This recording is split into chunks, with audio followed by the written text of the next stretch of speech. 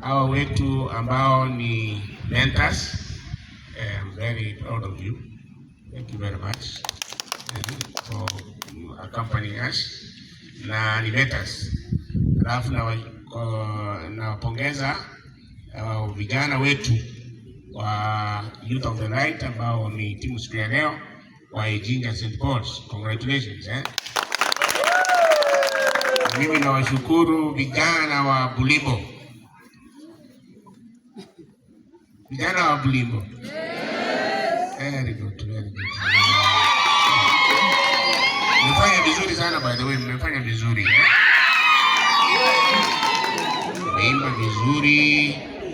You are singing like a professional choir. Very good. Sasa mtarudi nyuma tena? Hapana.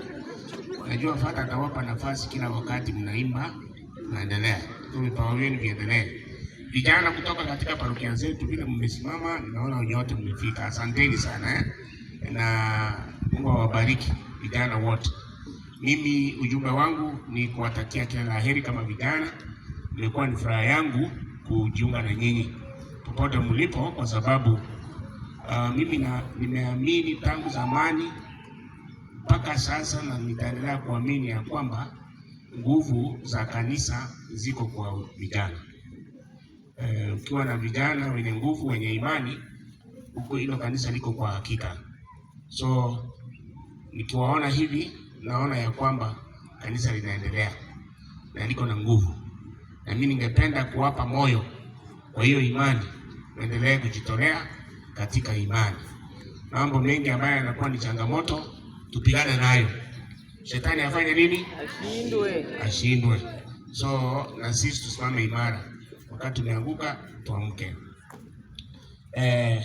Umeitwa mweze kujiandikisha katika kupiga kura. And the young people, it's a simple reason that kama kiongozi wetu chama alisema, wakati mwingine uongozi mbaya unatoka ni kwa sababu yetu. Wanasema ukiwa na ubaya ni kwa sababu watu wema hawafanyi chochote, hawafanyi kazi yoyote. So na kuna wale ambao wanasema ya kwamba mimi sina haja, na kule kuacha kufanya chochote kunaweza kusababisha uongozi mbaya. So vijana, mwaka wa 2024 mlidhihirisha ya kwamba hamkuridhika na mambo vile yanavyoendelea, na mkaonyesha kila ambacho mnataka, na sisi tukasema yenyewe inawezekana. Ndio unaweza kujiunga pamoja katika mitandao mkajipanga, lakini msipotoka katika mitandao, mtoke katika maandamano, muende katika zile taratibu ambazo zimewekwa, muweze kushiriki kikamilifu katika hayo maisha. Inakuwa tena miaka nenda miaka rudi, tunarudia yale mambo ambayo yako. So it's very important that when God has given us the space in the social media, that then we organize ourselves, we come out and we use those means that have been given constitutionally for us to make a statement, for us to take decisions. And the only one legitimate way we can change things by changing those who are there and bringing in those whom we believe are the people who can serve is by voting. So it will be what we call a sin if you have the capacity to vote and you don't vote, because it means you allow the wrong person to be voted in, because your vote is missing. Then we have seen millions of young people, millions. And we say if all these millions of young people, if they voted, they would practically choose whoever they wanted. Then why do we get the wrong people? It's because these young people don't vote. These people know how to express themselves. You people have the language. You have the way you can convince one another. So that's what we are saying.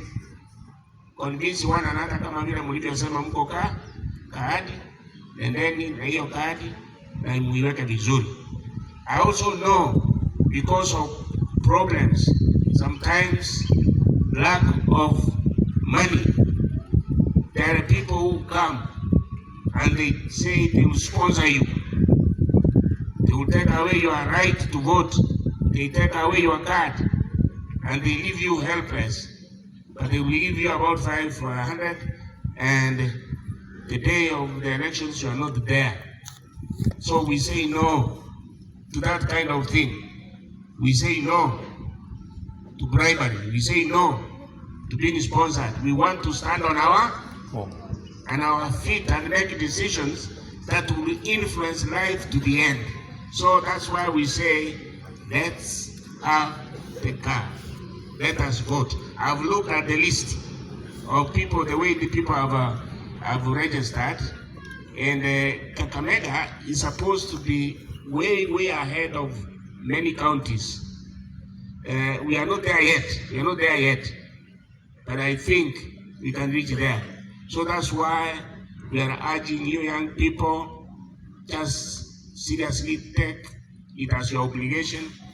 Get your ID card, get your voters card, and just keep it well.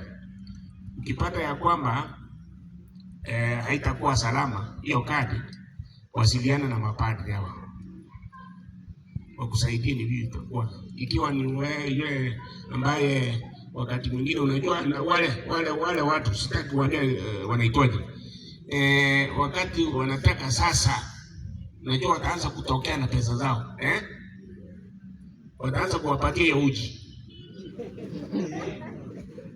Unapata mtu 24/7 hajielewi, hajitambui, na watahakikisha ya kwamba kuanzia sasa mpaka mwezi wa 8 next year mjamaa hajielewi, ili hata ikifika wakati wa kura hajielewi, hata hana kura. So I would like to ask the priests, take care of these young people.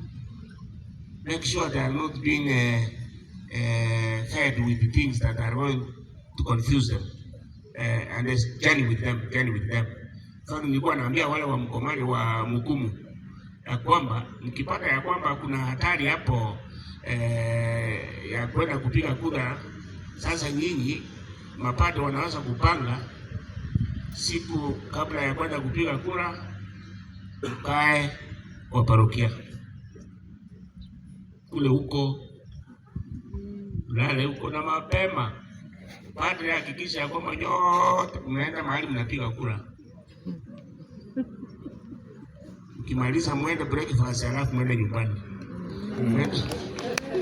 Mwende kungoja matokeo, sawa? Unaonaje? Inaona hiyo itakuwa vizuri, so that these people can go and vote. Mpige kura sawa, kwa sababu naamini ya kwamba nyote mkipiga kura, chochote ambacho mtakuwa mnasema kitakuwa, lakini msipopiga kura haitakuwa. So mkiona hiyo meza ya IBC, nenda pale. This is the only time I hear they are closing on Monday, next Monday. Sasa baada ya Monday, hata ukipweka, hata ukipiga kelele, ikiwa una hiyo kura hautapata hiyo nafasi, na huwezi kusema ya kwamba mrudi hapa, hapana. Na ndio sababu tunawahimiza mfanye hivyo.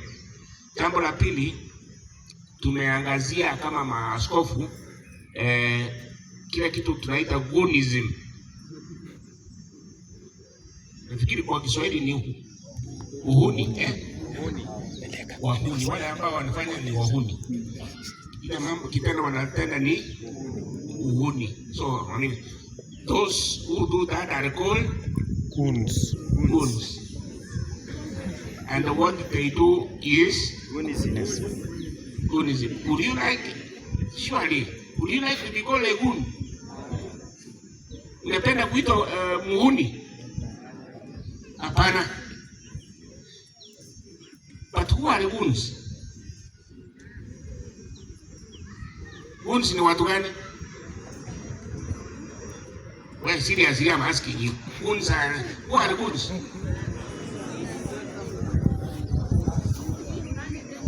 Goons don't vote, eh? Yeah, but what do they do? Fight. So let me describe, and you will find probably you are one of them. Wahuni sio necessarily majambazi. Wahuni ni watu kama wewe na mimi. Ngoja mheshimiwa au sijui kama na au nani aingie hapa na gari yake, tunafanya nini? Unapata kuna vijana wanakimbia, wanaanza kuzingira hiyo gari, wengine wanaingia ndani, wengine wanakanyaga, wanaonekana kama ni bodyguards. Na hiyo gari imefika hapo kwa gate. Ikifika hapa ndipo wanatoka. Unaona wamefurahi. Ni nini imefanyika? Wamepewa kitu. Hawa watu wakiona kuna mtu ambaye ni against this person, what do? Unaanza kupigana. Normally they are not these politicians who fight. They are these so-called supporters. So a goon could be a supporter, not necessarily a jambazi. This goon can easily take up a weapon when there is something which looks like danger and can begin fighting. Now, when we look at it like that, goonism is rising in Kenya. It's rising. Inaendelea ikiongezeka. But the most unfortunate situation is not even being a goon, but who are the majority goons?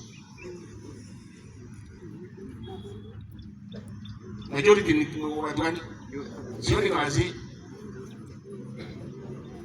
sioni mama, akina mama.